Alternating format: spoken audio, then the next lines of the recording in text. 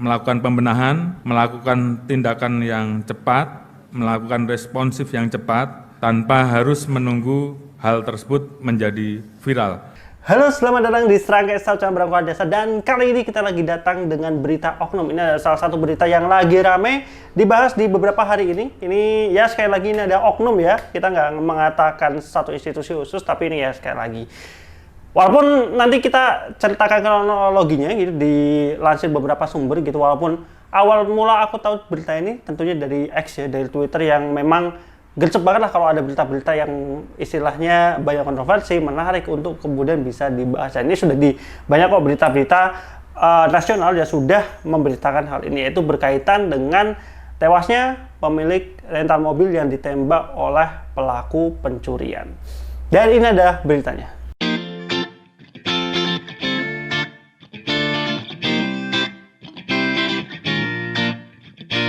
Baik, dilansir dari beberapa berita nasional seperti Detik Bali, kemudian ada CNN juga, dan juga ada dari Tribun Jatim, bahwasanya secara kronologinya itu ada sebuah rental mobil, yang mana mobil Brio warna kuning, kalau nggak salah, itu disewa oleh seseorang, yang mana di mobil sewa itu kan sudah terpasang GPS, dan GPS-nya itu tiba-tiba seperti terputus di daerah Pandeglang, yang kemudian dicurigai oleh si pemilik rental itu mobilnya dibawa kabur. Dan ini sebenarnya bukan sesuatu yang baru, hal-hal pencurian mobil rentalan itu udah biasa gitu, dan ini kasusnya kurang lebih seperti itu gitu. Jadi GPS-nya itu dicabut di daerah Pandeglang, kemudian si pemilik rental ini curiga, waduh jangan mobilnya kenapa-napa gitu. Akhirnya si pemilik rental itu bersama anaknya, kalau informasi yang saya dapat itu bersama anaknya coba mencari keberadaan mobil itu, melakukan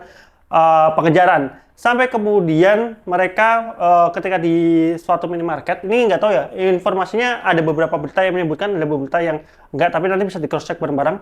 Secara garis besar mereka secara tidak sengaja melihat mobil yang dicurigai sebagai mobil mereka ataupun dari rental itu berada di sebuah minimarket gitu, sampai kemudian mereka mendatangi, dan dari orang yang ada di mobil tersebut itu dia memakai senjata api gitu, dan mengaku sebagai TNI Angkatan Udara. Nah, ini yang kemudian mengkhawatirkan karena pelaku itu punya senjata api.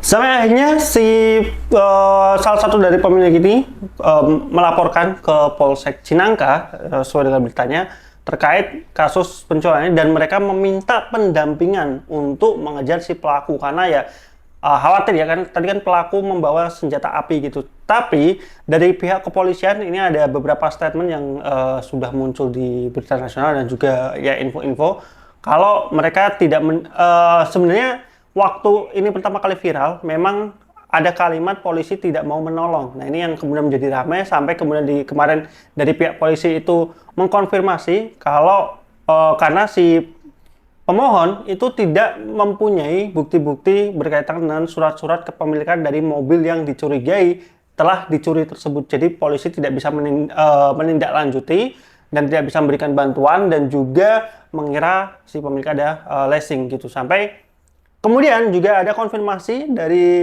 anak dari si pemilik rental mobil dilansir dari tribunjatim.com, yaitu Agam, menyebut bahwasanya sebenarnya mereka sudah memperlihatkan adanya STNK, BPKB, kemudian satu kunci mobil. Nah, ini yang kemudian menjadi pertanyaan, siapa yang benar dan siapa yang salah gitu. Maksudnya di sini pun juga katanya dari yang mengejar ini, mereka itu butuhnya adalah mintanya pendampingan untuk bisa ya karena mereka harus mengejar orang yang punya senjata gitu. Untuk mereka warga sipil biasa, orang biasa juga pasti takut gitu untuk mengejar. Dan ya di sini sekali lagi dari pihak kepolisiannya tetap menolak katanya, dan beberapa berita yang kemarin aku baca katanya harus buat laporan terlebih dahulu. Nah, ini yang sangat meresahkan ya dengan kondisi seperti itu gitu, ketika kita harus mengejar katakanlah pencuri yang memang punya senjata api, ketika kita minta bantuan perlindungan tapi malah justru ditolak. Akhirnya dari si pemilik rental itu tetap melakukan kejar-kejaran sampai tol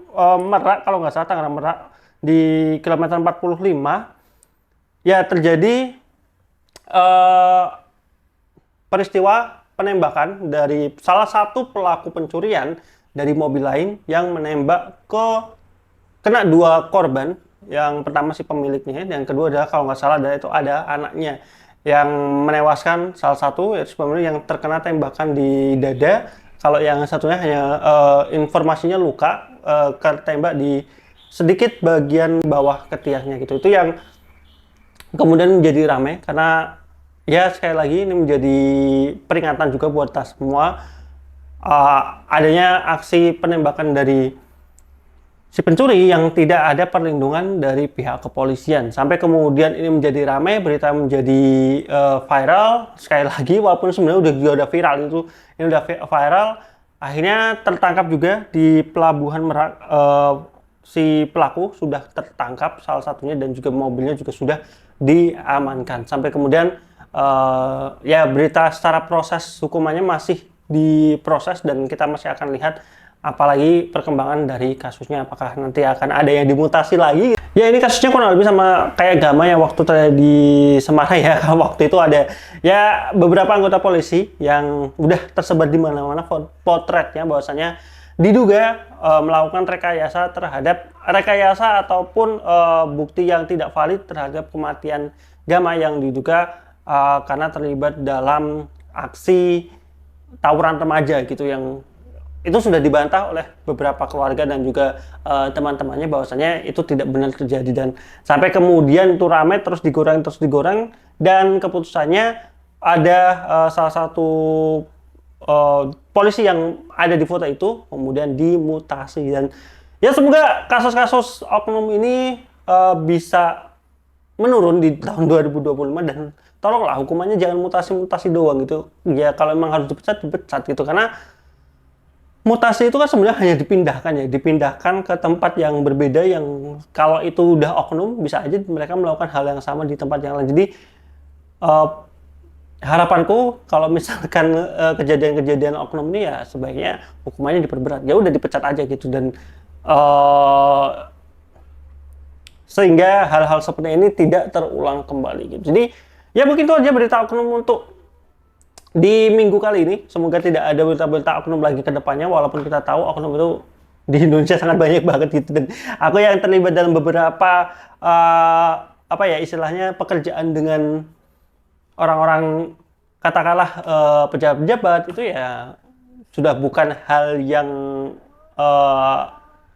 susah gitu untuk ditemukan, itu sudah menjadi rahasia umum untuk orang-orang yang biasanya bekerja dalam hal-hal seperti ini. Jadi ya harapan kita semoga Indonesia masih terbaik-baik aja di tahun 2025. Jadi jangan lupa like, comment, dan subscribe. Mohon maaf kalau ada kesalahan untuk berita-beritanya, nanti bisa aku tulis sumber-sumbernya, dan juga buat kalian yang mau cek sendiri beritanya silahkan kalian cari aja di Google, bisa kasus penembakan rental mobil atau rental mobil ditembak atau apa itu biasanya itu langsung muncul karena beritanya, dan kalian bisa baca gimana shocknya kita ngelihat kasus